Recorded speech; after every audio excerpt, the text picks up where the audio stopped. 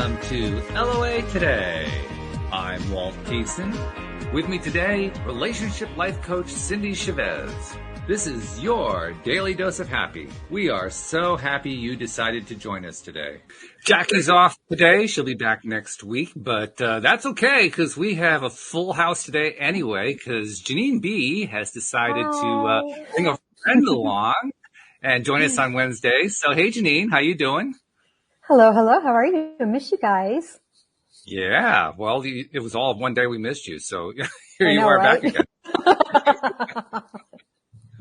And you brought a new friend to us. This is Suzanne O'Brien. She is the founder of the International Doula Givers Foundation, which she founded in 2017. It's a global nonprofit platform to raise awareness, education, support, and programs to benefit elders and end-of-life patients in need around the world. And of course, that's a topic that's near and dear to Janine's heart. So obviously, we can now see where the connection is. But Suzanne, thank you so much for joining us on the show. Well, thank you so much for having me. I'm on East Coast and it seems like you're on the West Coast and we are just like one big world. And so the internet has been in a marvelous way for us to get together. And I love that the dose of happy. We so need that. We so need that. So thank you so much for inviting me to this space. Glad to have you. Janine is on the West Coast. I'm actually on the East Coast too. I'm in Connecticut. Cindy is in the Central Time Zone. She's in Louisiana. So you're right. We are coast to coast. We're everywhere here. All over the place. And this is a little bit different for us on Wednesday, Cindy, because we're used to obviously doing it with Jackie. But I think this is going to be interesting because I don't know how much you know about the whole art of a death doula. I've been learning some from Janine, but I'm going to learn a whole lot more today. I don't know how much you know this. I do. I have some experience with it over the course of the last decade, and I think it's so needed and so wonderful. It's such a powerful, experience for everybody involved. And I'm excited to learn more about it. But I have had one friend who was a grief coach and end of life coach. When I was first starting out, she and I were connected and she coached people who were in the process of dying, and she also coached their family members. And I don't know that at that time, 2009, if the word death doula was, as present as it is now in these circles, because I don't think I had even heard it until maybe 4 or 5 years ago, at the very beginning. And then I actually met someone about 1.5 years ago, and she did a grief ceremony because I was involved in a community that had went through something communal that was very, very difficult. And so she did a ceremony for all of us, and it was during COVID. So it was online on a Zoom call, and there were maybe 6 of us, and it lasted maybe less than an hour. And wow, it was extremely powerful. So I'm happy that you're here, Suzanne, and I'm excited to hear what you have to say. And I have to tell you, Cindy, you're like 4 to 5 years ahead of me as usual, because I just heard about it this year from Janine. It's the first I'd heard about it.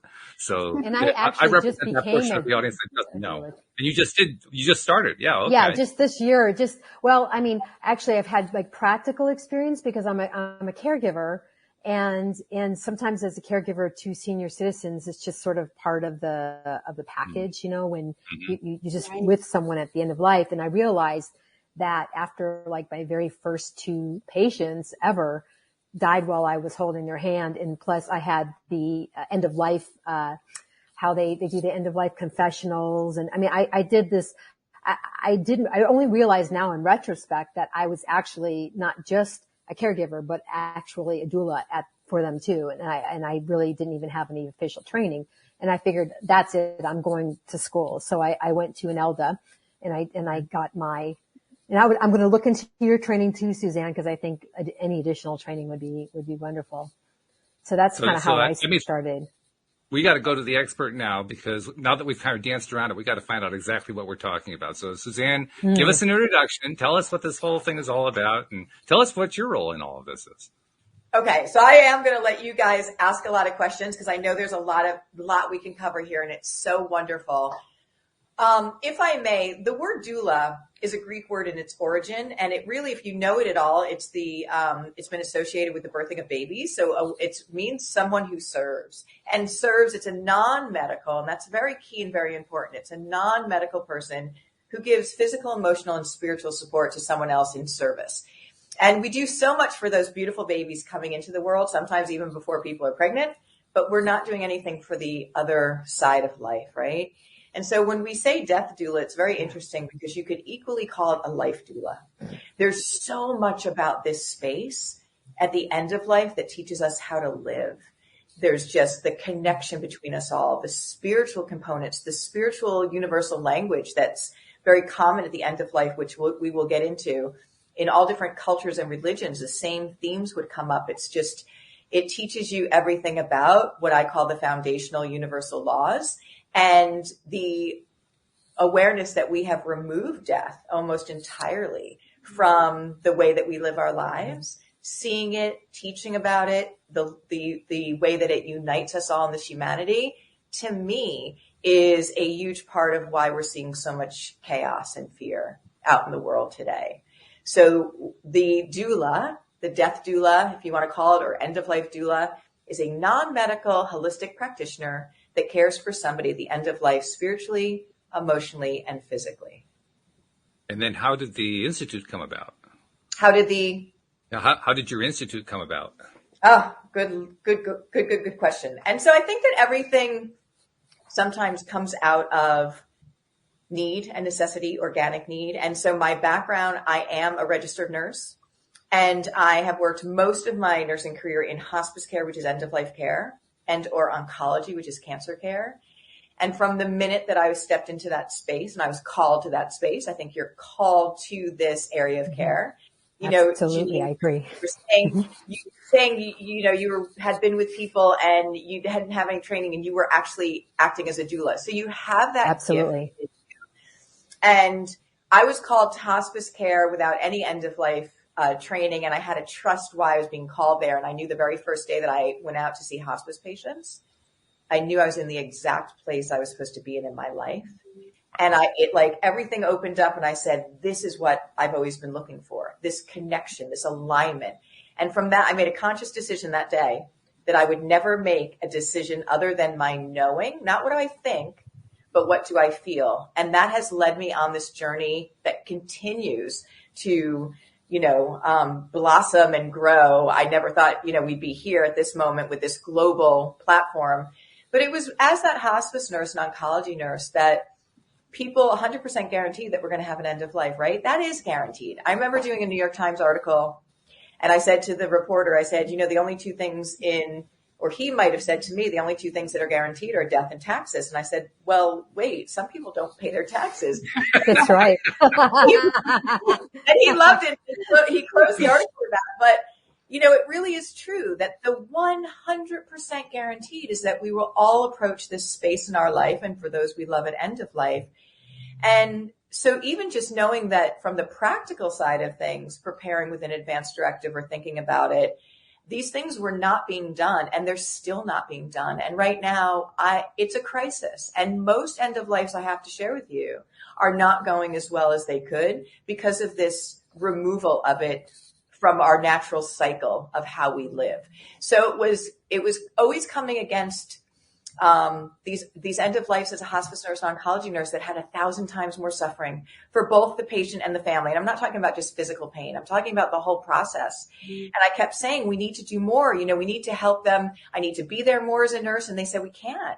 You can't. We can only allow this one. And I said, well, let me build a training. And how I started Doula Givers was in 2008, going up against, again, in a beautiful way, the CEO of hospice and saying we need to do more and things of that nature, and them saying, well, we can't, we're not going to get reimbursed for it. And I said, well, let me take what I know and put it in a training and just offer it at the library for free on a Saturday. And guess what happened? Filled up. And then, I decided that I wanted to volunteer in Zimbabwe, Africa, and help hospice over there. And that was in 2012. And I feel like, again, that was our connection to this presence, the power of the presence at the bedside, no matter what it looks like, if you're in a mansion, if you're in a hut, the holistic way that we have end of life and the power of your presence is the best medicine we can provide. And when I shared that story about what I learned in Zimbabwe on that trip and wrote about it, and it kind of went to London, and people started really hearing about, okay, wait a minute, this person that can be a doula for end of life makes a whole lot of sense and is really beautiful. Wow. Okay. Well, it's clear to me that you have the same level of passion, perhaps even more, I don't know if that's possible, as Janine has expressed previously here on the show. And I'm becoming more and more intrigued by it. One thought that just keeps going through my head, and this was actually going through my head when Janine was introducing us to the topic, is it used to be, years ago, at least my perception was, it used to be that when someone was about to pass, family members, as a matter of course, surrounded them and kind of, I don't know, accompany them in a sense through their journey. And that doesn't seem to be the case anymore. Now, is that part of what you're addressing? Yeah. So I love that. And thank you. And that's a very, very keen awareness and very important, because when I do, and every month I come online and teach whoever would like to join me, a free family caregiver end of life doula training. And we get people from all over the world, and we have thousands of people sign up a month. So you can see why this is so important, but you're exactly right. So one of the things I share there is, how did we get to this moment of it being completely removed, something that is 100% guaranteed? And 100 years ago, it turns out that life expectancy was about half of what it is now. Well, it's 46 100 years ago. Now it's 80 to 81. But the fact is that people died at home. They were cared for at home. They had funerals and wakes at home. Mm-hmm. And the grandmother used to teach the skill on how to care for that dying person to grandchildren. So it was a holistic care that was handed down generationally, and we've completely removed that. So you're right when you say this is my biggest hope, is that we bring back death into the natural fold of life again, because it can go well, it can go really well. And there's a lot of, again, reasons to do that in beauty. But we've removed that. And so right now it almost is like we consider it optional. Like, I've had people who are 98 years old get a terminal diagnosis, and the family say, what do you mean? Fix it, to the doctor. Fix that. And we have taught doctors how to keep people alive, but keeping people alive and living are two very different things. And so there's a few things that I call the elements of why we're at this moment. And I think it's very important for us to acknowledge where we were, where we are now, and where we want to go with this. And I can remember a couple of instances from my own life that I think perhaps touch on this topic. First one that comes to my mind is when my wife and I met. We met and we married in 1999, and her father, my father-in-law, basically let us know before we married, you better do it sooner rather than later, because he wasn't sure how long he was going to be around. So we did, and he passed 3 months later. And the interesting thing to me about what happened, he passed, I think it was 2 days after Christmas. And it was on Christmas Day that he basically got removed to a hospice care.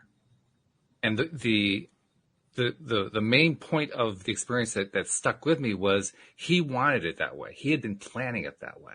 He wanted to be removed from the family. Yep. Which is a really interesting thing. So I want you to address that. The other thing I want you to address, a situation from my own family when my own father died. He died in 2008. I remember very distinctly asking myself, do I want to be there when he passes? And I remember being of two minds about it.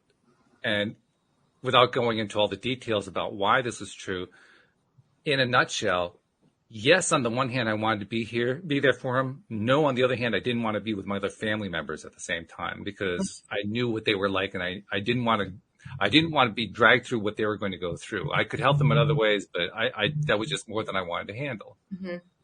And so I wonder, can you address those two things? And do you see those as patterns at all in the overall picture? I do. So one of the things I want to really emphasize here is lots of times, and I'm not saying this is not across the board for everyone, but lots of times there's people who actually don't want you to be right at the bedside for when they actually have their end of life. And this is really powerful because it tells us a couple of things. So one of them is that they know how hard this is on you.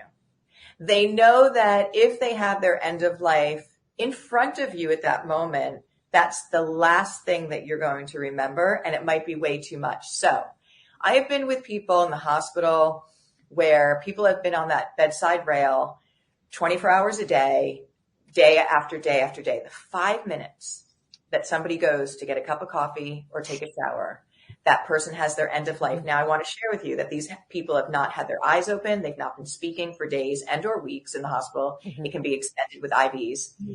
How do they know the 5 minutes? And what do you think happens when that person comes back? They're riddled with guilt. They can't believe they missed it. So from that standpoint, first of all, what a gift that is, because it's a gift to you. But what is that saying on a much bigger picture here? Mm-hmm. So right? So we're talking about people who have not had their eyes open. They're not talking, and they know the 5 minutes that you left the room. And I've been with over 1,000 people at this point. I've been honored and privileged to be with over 1,000 people in different cultures and different religions. And so many of the same themes like this show up. There's a much bigger picture going here. And for me, the comfort that this bigger scope of perspective brings to this life's journey is absolutely everything. So that's just one of, and we can expand on that in a minute. The second thing that you said, and I want to really honor you for that, you don't always have to be with somebody. If it doesn't feel comfortable to you for whatever reason, that is perfectly okay. People should not have guilt about it. They should not force themselves to do things they don't want to do. But we should also look into it, I think, because I think at the end of life, everyone's stuff bubbles to the top. Lots of family stuff happens. Lots of dynamics happen because you're walking into 50 years of history. But I also will share that if we can talk about the teachings of end of life now, right? Forgiveness and different things and no judgment, then it can be a different dynamic when we get there. And also, doesn't it improve our life today? So there's lots there, and I want to honor you for feeling that way. And any way that you feel is absolutely perfect. Very good. Yeah. Well, I could go on and on asking questions, but I know Cindy and Janine are just bursting. So I'm going to go to Cindy first. Well, I'm so thankful that you just said what you said. When my mother was dying, my sister and I were there at her bedside, and she did come to the place where she was no longer communicating with us, and her eyes were closed, and yet she hung on for a very long time. And of course, we didn't want to leave for a moment. And my rabbi called me and he said, Cindy, I want you to go to the coffee shop with your sister and have a cup of coffee and just get out of there for a little while, because you need to take care of yourself too. And you just need to get some fresh air. And then he said, and if you leave for 10 minutes and you come back and she is gone, I don't want you to feel guilty or that you did something wrong, because many people choose to go when there's no one around. And as a rabbi, and he's been my rabbi for decades and decades, so I know he, like you, has been at the bedside of someone passing many times. And I was so grateful for that knowledge, for that little bit of, knowledge that had never entered my mind before. And I absolutely know that if we would have left, that's why we weren't leaving, right? We were worried that we would be gone. And I know that if I wouldn't have had that, what you just shared, that I would have felt guilty. I would have felt like, how did this happen that I wasn't there? Right. And so it seems like a little thing, but it's so important to recognize, and like you said, to recognize also that it's a gift you're being given, and my mother was somebody who wouldn't leave the house without lipstick. I think I got that from her. And so, yeah, of course, she probably didn't want anybody around while she was going into the unknown. Right. So, so good. Thank you so much for sharing that. I want really your listeners to really hear what we just shared, because it's so important. I remember when I was giving a certification training in doula givers, and there was somebody going through the program, and she was caring for an 84-year-old man during that time. And every week she would share with him what she's learning in this class. And this particular week she turned around and he was crying. And she said, why are you crying? And he said, we were talking just about this. And he goes, you just gave me the greatest gift. In 35 years, I held on to my not being at the bedside with my mother when she died. Oh, my. Wow. I just got chills, and I don't get chills a lot when I get them. this conversation, the pearls. So Cindy, when you say, yeah, it's a small thing, and it is in one sense, but it's the biggest thing we could ever share with one another, the knowledge of that. And then if we want to look above at this bigger picture of this life's journey from, how did she know? How did she know the 5 minutes that you left the room? There is a lot going on here. So I think that I really just wanted to, again, share that one more time, because this could be something for your listeners to actually heal their hearts. No, Janine, you're the one who brought her here. Oh, I'm sorry, Cindy. No, go ahead. No, I was going to this say. This is me moving things along too fast, so you just ignore me for a minute. I was just going to say that in relaying this story to Suzanne, I recognized that I probably, yes, I would have. I was glad I knew this information, because I would have probably felt guilt if that would have happened. But then to hear someone say that they'd carried that guilt and grief around for 35 years, I hadn't really thought about that before. And I thought, okay, I could still be carrying that if that would, it wasn't the case. But she did pass when we weren't there. We actually finally on the third day there decided that we had to sleep, and we left for the night. And it was about 15 minutes after we left for the night. So yes, I didn't feel guilty, probably because my rabbi gave me that instruction, right? So powerful, so important. That's good. Okay. Yeah, I think. Jean, I got to ask you something. Before, no, I know I keep interrupting here, but this is not my normal thing to interrupt, but I just have to interrupt on this. Okay. You brought Suzanne here, and I need to set it up by saying you have probably the biggest, not stake, but the strongest drive, the strongest desire where this is concerned. So I'm going to ask you, I don't know what you have in mind for your first question, but I'm going to perhaps redirect you a little bit. I want you to ask the question that also expresses how strongly you feel about this, if you can do that. I don't so much have a question as I do really a statement, is that I think now, Suzanne, you have a lot of experience, and your experience and your enlightenment at what happens, at the end of life, and your willingness to sort of normalize it, right? Normalize the dying process. That's what really attracts me to this and to you in this situation, because I this is kind of a weird statement, but the demonization of death and the demonization of mentioning death is something I find rampant, because I'm also, I'm a volunteer for hospice. Non-medical, of course, it's just a volunteer. So I'm interacting with people sometimes in the 11th hour, which means that as they're on their deathbed, or I'm also an advocate to getting people onto the services of hospice. I'm actually in the process of getting my grandmother on. But it's interesting how even families will turn on me if I say, well, your loved one is dying, or talking about the dying process while even they're on hospice. It's almost like, sneering, nasty remarks. I don't know how you do it.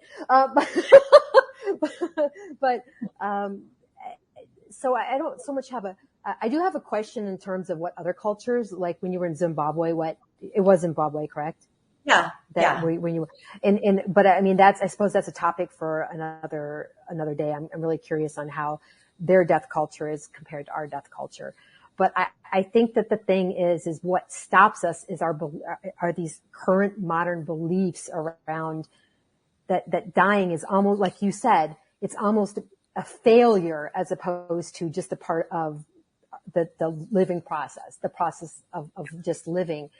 And so by mentioning, someone is dying, it's almost like you're throwing a slur at them. Does that make sense? Like I'm sorry? I said, yes, ma'am. I understand exactly.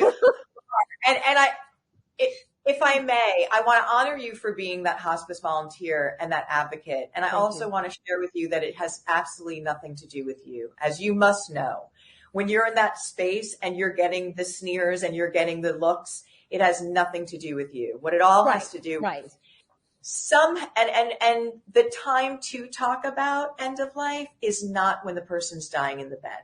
It's not. Right. It has to happen way back here.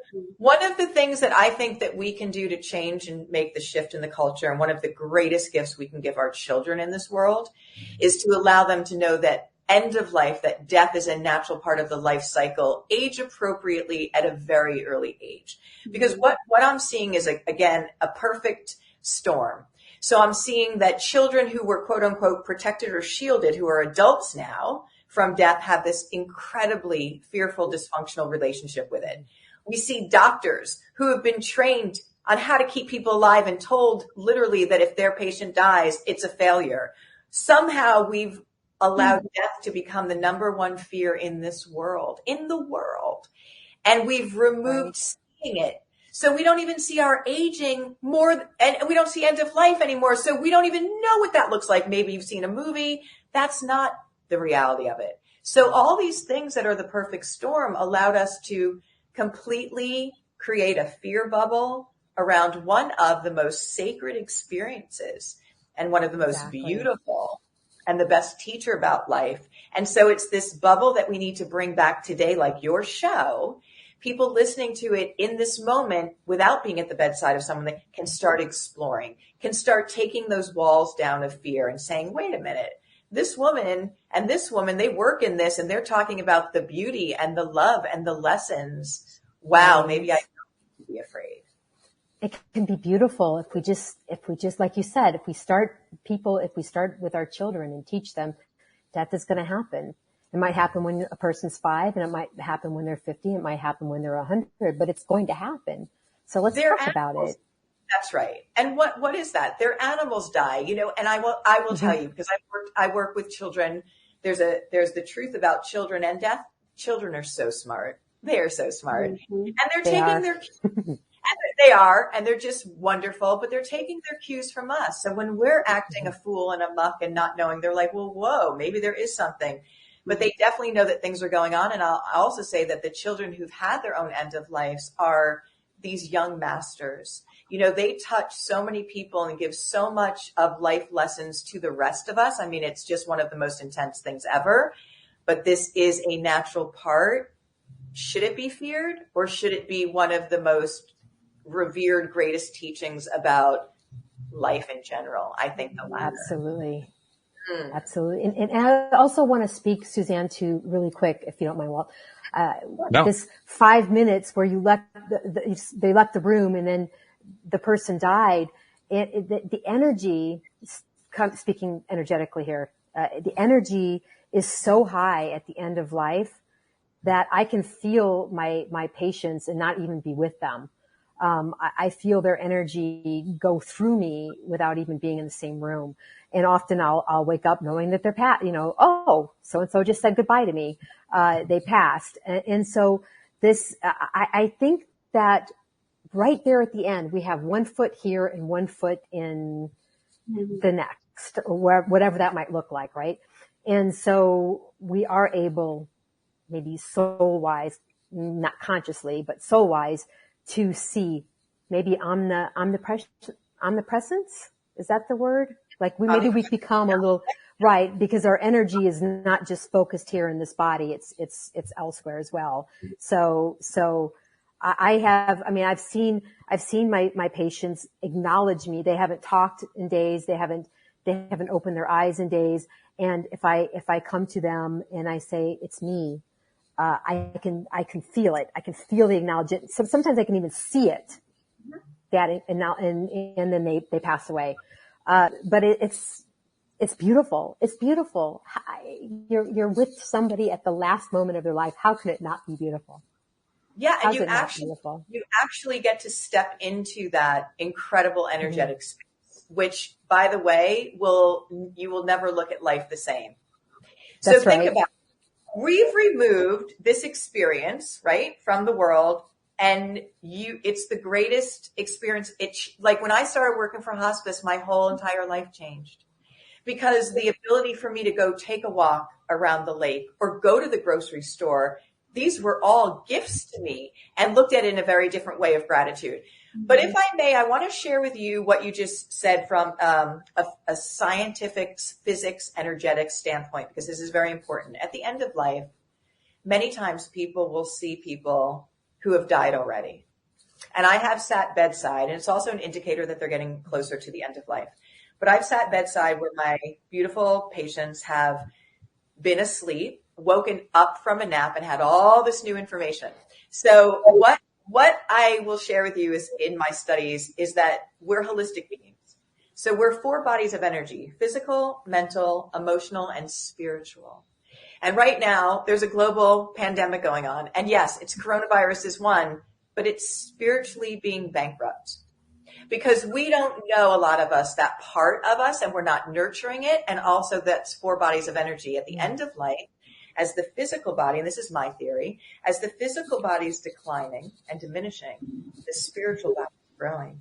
And just like you said, at one point in that journey, they have 1 foot in this world and 1 foot in the next. And that's where they can see people that have died already, even angelic figures, or just, and have what I call this spiritual wisdom. They have all this information, peace in their heart, excitement.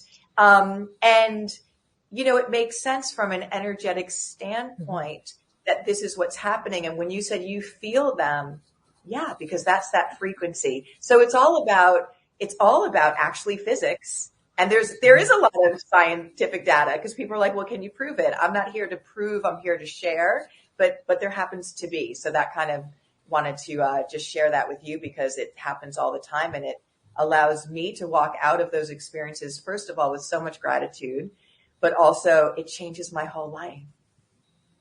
I'm loving hearing somebody who is a person of science talking about the spiritual side. You don't get that. That's pretty unusual. That's what drew me into you is that you see it from so many different vantage points and you're just so open about it. So I'm like, oh, you have to be on the show. You just have to be here. You have to talk to our peeps. Suzanne, at the beginning of the show, you were talking about going to Zimbabwe and that you said that when you came back, you said the story that I shared of my experience. Were you willing to share some of that with us today? Yeah, I have pictures all over. Yes, I would love to. So I remember working for hospice, and obviously that was my calling, my alignment. And it wasn't going that well for a lot of people. And so really trying to develop that out, but then realizing we are so privileged in this country and many countries to have resources, to have medications, to have medical equipment, but not every place is like that. And one of my very good friends from childhood said one of our other good friends was involved with an organization who was doing work for hospice over in Zimbabwe, Africa. And I don't think that I met with Norman, and I don't think there was more than 2 sentences that came out of his mouth before I said, I'm in. You know, yeah. I mean, I remember these kind of things. The age of life of a woman at the time, I think was, you know, maybe 47. There were 7-year-old children taking care of dying parents. You know, the end of life need was very high. And I said, I'm in. So I started working for this organization, just raising awareness. And then they kept saying, you need to go. You need to go.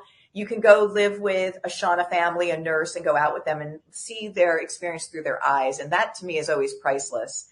And so in 2012, I found myself going over there in 3.5 weeks, you know, completely changed my life. But what it's so beautiful and so many things about that trip. But one of the things that I'll share is that they don't have tons of equipment or medical this and that. What they were doing was taking a neighbor from the neighboring hut and teaching them to stay with the family, with the person who was dying and their family, and hold that space like a doula. And knowing what end of life looked like as the body starts to shut down and what you could do for comfort with turning and positioning, or even just understanding that was so effective. And I thought this is just like a doula. This is like a birthing doula. That's amazing. And so I came back and I wrote about it. And, you know, a nurse in the United States and hospice experience goes to a country and is taught so much about the power of presence being the best medicine that we can provide to one another. True presence. What am I getting? What am I hearing? What am I seeing here? Bearing witness, having no judgment. And it kind of flew all over, right? And this concept about we think we're so smart. We're in this country. Our medical system is so fragmented. There's really no bedside time. Our medical professionals are killing themselves. It's just not working.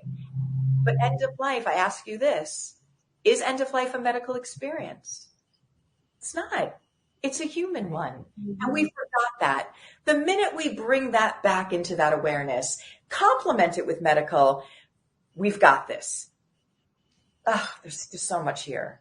I love that because, that also gives people that aren't medical professionals power and, confidence that I can be useful here. I can be helpful here. I don't have to, I feel like in our culture here anyway, that we just want to outsource anything that might be unpleasant. Right. And if it's something that's uncertain or that we have no knowledge of, then it's probably going to be unpleasant, or at least that part of our brain that makes those decisions that says, don't do anything that you don't know about. This is scary, right? So we just want to, we'll just let the medical professionals handle all of that, and we'll just step out of the way. Like you said, we just remove it ourselves from it. And so it feels like hearing you say, it's not a medical situation. It's a human situation. It's a human experience. And just your presence there, I think for me anyway, that gives me a lot more faith and confidence in my own presence being with someone and not feeling like, well, I don't know what to do. I'm not a doctor. I'm not a nurse, but no, I'm a human and I can be present with someone just like I am in life. Yes. That's, any good coach will tell you that that's one of our main superpowers, is that we can be present with someone. We can be with someone, right? So we do it in life. Why can't we do it in death? And I'm really grateful for hearing you say that, that's powerful. It is. And I want to expand on that just a minute, because right now, we say, okay, so it's very, very upsetting. So you have the death being number one fear, right? Mm-hmm. And when somebody's in that space, it's very frightening and overwhelming for families. But I have to say that, hospice is a wonderful model of care. Most of hospice is done in the home with the caregivers expected to do the care. Mm-hmm. So now you go back to the no experience about end of life, totally frightened, many times only a few days, weeks, if they're lucky. It doesn't work well. So what I want to share with you is that awareness that we just talked about, and then saying there is a place that you can come get a family caregiver training, just like that grandmother handed it down to grandchildren. That is the gift that, again, I like to give from what I've learned, and it works so well that is every month I'm on there live. I will answer your questions live. And so you have this in your toolbox so that you don't have to be so scared when you're being present with your mom, your dad, or whoever that you are there to show up for. Really important. Amazing. And so generous. Right. And you have an event coming up. You have an event coming up that kind of reiterates what you're talking about. Talk about the event for a moment. Yeah. So thank you so much. I think that one of the things that I absolutely love is when we have something that we can share with others that makes a difference. And so this is how my organization started, and it continues 16 years later. There are two things that we have. Every single month, I will give that level 1 family caregiver training, how you can learn to care for your loved one through all 3 phases of end of life and the interventions you can use for comfort. I teach it live and I answer the questions live. So that's every month, and that's going to be on the 20th of January. And then for those of you who are more into learning more on that spiritual body of energy and what happens at the end of life, I have something on January 6th, and both of these are free webinars that we can come on and just, teach and then talk about the 3 steps to conscious awakening. Because many people, I feel like, are looking for answers right now. And again, isn't it interesting that the answer to many of these questions is the thing that we've removed from our awareness? So for me, the time period where we get in our lives of showing up with no judgment, of meeting in presence, as Cindy says, it's one of our superpowers. I think it's probably the most important superpower we have. Because if I'm present with you with no judgment and with kindness, and at the end of life, you're not there to fix it. You're not there to take over. You're there to bear witness and support. There's a big difference there. So those 2 events we have, and you can find them both on the doulagivers.com website. And I'd love for anyone to join us that would like to learn more. I also need to bring in a question from the live stream. We have a number of people listening live as we're recording this. One of them was Jeffrey, who asked a question about a half an hour ago. And obviously we've had so much to talk about. It's been hard to get to it. But Jeffrey, I didn't forget your question. He says, can you talk about grief rituals? Yeah. What we have found that's very surprising within doing this training, this end of life, teaching you how to care for your loved ones, is the power that it has for people to heal grief. And I think just like we talked about, Cindy, it's those moments of, wait, now I understand this part of the dynamic of maybe not being there, or that, you know, these little things that have happened that have absolutely helped people to find closure and peace within. Right now, I get calls every single day practically about people being put on hospice, and it goes very quickly. So the grief component and the rituals around grief and just the ritual around end of life is so incredibly important for our grief and bereavement and the healthy way within this space. So what I would say is right now, if you're looking for a grief ritual, there are many things that you can do. We actually have a grief guide that is on doulagivers.com that gives you some suggestions. But I will say that reprocessing, I'm finding for families, because it goes so very quickly and there's so many moments of regret. And we tend to have a highlight reel that is the negative during an experience because things go quickly. When you can go back and know that you did the best that you could, that, you know, and maybe again, work through some of these things and then find a way to have a ritual around honoring that person. Now, it might be that on their birthday, you want to give gifts from them to family members, or you want to, you know, do something on an ongoing basis, I think has been really healthy. But I have to share right now that there's so much complicated grief attached to end of life, because if we don't talk about end of life, and we know it's going to show up, there's a lot of stuck energy within that space. So I would say the first and foremost thing is to probably reprocess those experiences and then bring in a ritual, if you so like, to have an ongoing way to honor that person. He actually has a follow-up that I think that pretty much dovetails with what you're saying there, but I'll throw it up on screen so you can see it. He says, what comes to my mind is talking and asking about ancestors and stories of who is on the other side. So does it help to know what the person transitioning believes about their next experience? Jeffrey, I love your questions, and I think it's very important. I'm going to share with you what I call the doula giver pearls, which are very important. So I have a very strong spiritual belief. I feel like everyone knows that when I share that for sure. But when I'm invited into an experience of end of life, I don't impose my views on that person. I'm there to support them, whatever culture, religion, belief, or non-belief they have. I'm there to be there for that. When people ask you and invite you in, saying, and this does happen, and one of the things I just want to share that's such a gift within this space is that it's so feared right now, right? End of life. And I hope and I know that we're going to shift that, because it's shifting every day. When you walk into a home that's experiencing an end of life with someone they love and the stress is so high, you don't even have to say so much. When you're grounded and calm, all of a sudden, and they know you do this, all of a sudden, right? It's almost like it's contagious. Fear is contagious, and also calmness can be contagious. But I've had my beautiful families, once you build the trust and you're in that space with them, you know, that's what you want. You want them to feel trusting enough to be able to ask anything and to share anything. So a lot of times they'll say, you know, what do you believe, or what do you know? Or when they have that visitation from somebody who comes, I'm told that they're come to cross them over, they absolutely feel safe to share that, which sometimes people don't. So I would say for that, is it important? I think it's important if it's that person's journey is calling for that, for sure. Creating a safe space can open up where miracles can happen. And they will ask, by the way. I mean, sorry, I get that a lot. Like, so what do you believe? You know, because they're looking for solace and they're looking for comfort. And by I'm just saying from my end, I'm sure, Suzanne, this has probably happened to you a gazillion times, but it's like they're looking for sort of, support and help. It's like, what is your belief? And I'll share my belief. But you know, like when you were talking about walking in, I'm high vibe, always high vibe, always high vibe. You know, I meditate. I try to go on walks. I try to take care of myself.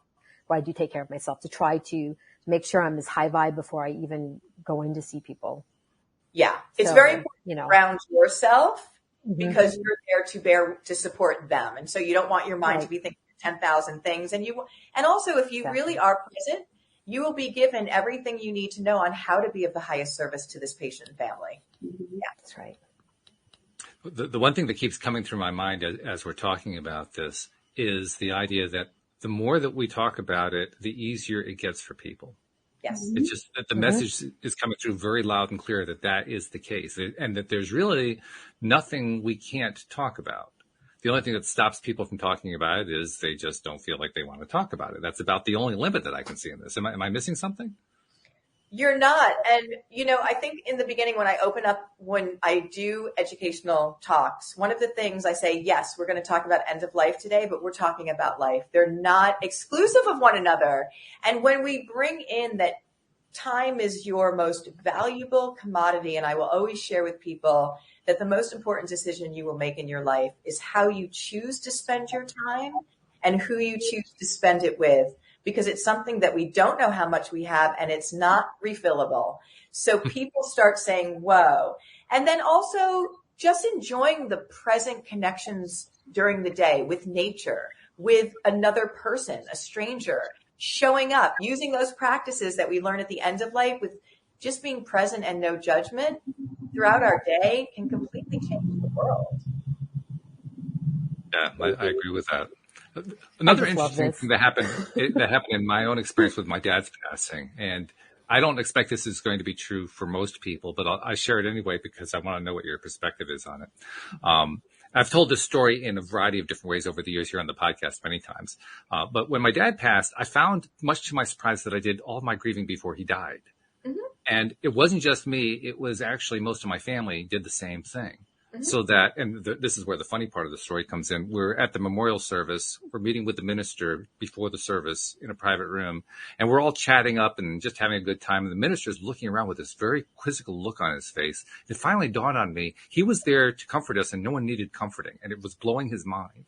So I'm just curious, is this like unique to us, or are other people experiencing this? First of all, I'm very happy to hear that. And I would really hope that, again, these conversations can help people to achieve that prior to that moment, because that is one of the healthiest things, to be able to be in that moment and that process and grieve. We actually grieve people who lose, like our parents. Maybe they start to not be as sharp mentally. Maybe they physically, there's a grieving process that starts to happen. And then it does happen before we have end of life. There are different cultures and different places that when that person dies, they are celebrating.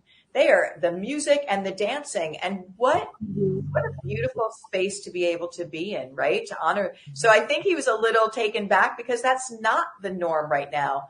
I hope that we can get there, because what that means to me is that you really were present and understood this relationship with your father, and hopefully made the most of it, which it sounds like you did throughout that journey. And that is absolutely everything. Well, it's nice to know that I'm normal. Yeah.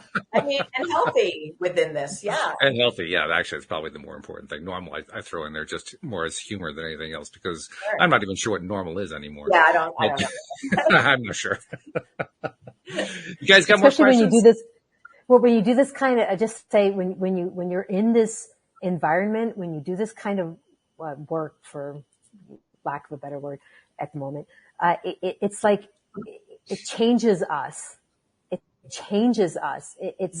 I start to bring this energy with me, in, like you said, Suzanne, with all of my interactions, where it just changes us fundamentally. And I really like who I am now with working with people who are dying. I really love who I am. Yeah, it's so interesting you say that, because one of my doulas recently just said, she goes, I feel more alive than I ever in my life. She goes, does that sound weird working in the space? I was like, no, because your perspective, it's like a different lens that you then engage in your whole life that's full of gratitude and love and connection. So it's not at all. It's one of the most beautiful things. And I really hope that everyone, again, is invited into the space and feel safe, especially with something that's 100% guaranteed. So we want to support people to have the most positive experiences that they can, and they can.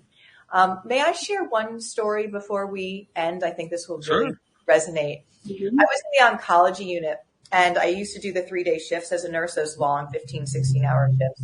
And it was a Friday. And I remember we got a woman who came in because she had fractured her hip. She was about 47 years old because she was on chemotherapy from gallbladder cancer. Mm-hmm. And on Saturday, when I was leaving the shift, she started breathing heavily. That was not something in her condition. And it turned out that she had blown a blood clot from her fracture. And this is not a good thing. But what I want to share with you on Sunday, I remember that night I left, and the next morning when the nurse was giving me a report, she said when she told, I'll call her Mary, when she told Mary about they found a blood clot, the first thing Mary said that she said is, Suzanne's going to be really angry about this. Because she knew how much I loved her, because this is really important that we're together in this. But there's more here. So on Sunday, it's a fragmented schedule in the hospital. And when the doctor came in, I usually always would follow the doctors into the rooms to hear exactly what they're saying. So this doctor came in the afternoon. She goes, what's happening? Said she has a blood clot. She is not breathing well. We went into the room and we walked through the doors of that hospital room. And I remember Mary said to the doctor, I just want to thank you for everything you've done for me. And I turned to look at the doctor's face and tears were rolling down her face. Now, Mary in that moment was telling us that she was going to die, even before we knew it.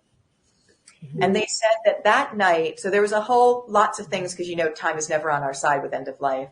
She had a 12-year-old son. I asked her if she'd like to go to the hospital. There was really time of the essence, important things that happened, and they did. But they told me that night that at about 11 o'clock, she woke up, Mary, from this nap, and she said, get my sister, I'm transitioning. Like with all the excitement that you would have told an 8-year-old child they're going to Disney World. And I don't even know at that point if I really used the word transitioning. So they got her sister out of the lounge. She comes in the room and she goes, I'm transitioning, like super excited. And I just want to ask you, what did Mary see and what did she know during that sleep, that going back and forth, that brought her not just peace, but excitement? And they said, she had her end of life and it was just golden throughout the room. It was over the Hudson River. But that, to me, the whole thing was so poignant and so beautiful. There's a lot more going on here. And if we invited this very sacred part of our life's journey back into being a part of our lives, we could change this world, and we're going to. It's going to be amazing. Yeah, it reminds me of when my father passed. My sister has some psychic ability, and after he passed, a few days later, she got this psychic message from him while she was in church with my mom, interestingly enough. But the message that she got was that he was there. He was present, just like a few days later. And my sister, being my sister, the first thing that came to her mind was, hey, Dad, what's it like on the other side? And the answer she got back was festive. That's a smart question. It was a festive environment. So when you describe this woman getting so excited about the transitioning, I think about my dad saying that it's festive on the other side, which I think is pretty cool. It's such a great story. It is. And, I've had people tell me about celebrations waiting for them and their loved ones coming to cross them over, and just the most incredibly loving, beautiful energy and space that, to me, I feel like this is the really hard part. And again, let's open hopefully our minds and hearts to how much more connected we are than different in this experience of humanity, and really get to those foundational universal laws that this space teaches us. No doubt about that. And this is a space that we talk about a lot here on the show. As part of when you talk about law of attraction, you're going to be going into that space. You can't really avoid it. But you could try if you really want to, but no, you're just going to end up there. So we talk about it a lot. But the thing that I think ties into this so beautifully is the fact that when you are talking about it from this perspective, from the perspective of what happens at the end of life, who has it, other than somebody who's coming into the world for the first time, who has a better perspective on what's on the other side than somebody who's, in your words, got one foot in this world and one foot in the next world? So it almost seems unbelievable that we've been ignoring that potential source of information. And here's the story of Mary, who said, hey, I'm ready to share information. Get my sister here. I gotta tell this story. Well, not trying to sell you anything, not trying to convert you. They are just giving you their heart, and we would be fools not to listen and to share this. Cindy? That's right. Hearing you tell that story, you mentioned at the beginning that she was being treated for cancer. Mm-hmm. And of course, when someone finds out they have cancer, in my experience anyway, it's like immediately they start having to deal on some level with the fact that our life does end, right? It's like, it's kind of in the forefront for them to deal with. And it sounds to me like Mary had dealt with it, like, and then she was ready for it when it happened, even though it happened accidentally. It's like she had the thought that she was being treated for cancer. And so possibly she was ready because it was something she had thought of. And that's what we're talking about. We don't think about it or discuss it. So if we would do it before we get the diagnosis, if we would just do it as a natural part of life. Do it today. Honestly, when you know that one day this journey will not be the way we know it today, you live each day so very differently. Mm-hmm. And for me, everyone, okay, what's the goal? I've had one man who was 80 years old who was able to say when he got his diagnosis, okay, he had really lived fully and presently with so much love. And that to me is the key. And so, yes, when you are aware that one day it won't be here, and hopefully it's not when you get a terminal diagnosis or it's that, it's a guarantee. We don't know when that's going to be. So enjoy the beauty of each moment. Mm-hmm. Yeah. This is really cool. We got to make sure that people know how to find out about your January 6th event. So you told us about the event, but where do you mentioned the website, but how do they actually become a part of this? Sure. So if you go to doulagivers.com, so it's www.doulagivers.com, on the homepage, it has events. And you can go right to that homepage. You're going to scroll down a little bit. You can pick whichever event you'd like to come to and just register right then and there on that page. And for people like me who had no idea, doula is spelled D-O-U-L-A. So make sure you get the U in there. Otherwise, you're going to be really confused when you don't find the website you're looking for. Also, tell them how do they reach your organization? So the same way, you can go to doulagivers.com, and we have, of course, a very active Facebook page and Instagram and things of that nature. And we do we also have a life cafe every week on Zoom, so I don't want to overload anybody. But if you go to doulagivers.com, you can find the different offerings that are there, and then you can pick the one that feels right to you. We have such an incredible global community that meets in presence, and we invite every single person to join us in this because that is the key, right? We're here together in this and to make it the best world we can do. However we are called to show up is really what we're supposed to be doing. So, Suzanne, you said that you do a monthly class that's for families to learn about end of life. Does that include children?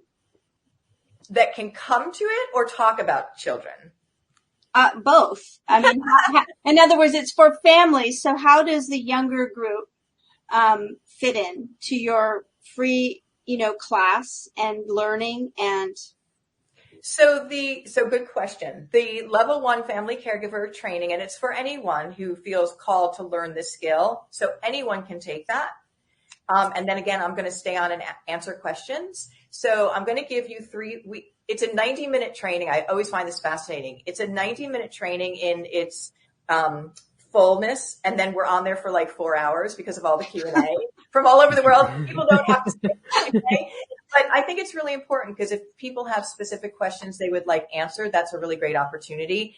This training gives you such a foundation. People have used it all over the world with great success, and you can get a free handout of it as well. So you can have it in your toolbox. And again, if you have questions specifically about children, we can answer those, but everyone is invited to the trainings. Perfect. Thank you. You're welcome. Well, I think I can speak for everyone when I say this has been a very welcome visit and very informational, and I've learned a lot. I'm sure that listeners have learned a lot too. So, Suzanne, thanks so much for taking the time to share all this. Thank you, Suzanne. Great. Thank you. Thank you. Thank you, Janine, for bringing Thank you, Cindy. Thank you all, because, our world is heavy right now. I don't have to tell you that. To have such light, such upbeat and light and positivity being put out, I want to honor you, and I thank you so much for doing that. We need it so much right now. So thank you for the invitation. You're most welcome. Thank you to our live streamers, and thank you to the podcast listeners everywhere. We'll see you all next time here on LOA Today. Goodbye, everybody. Bye, everyone. Thank you.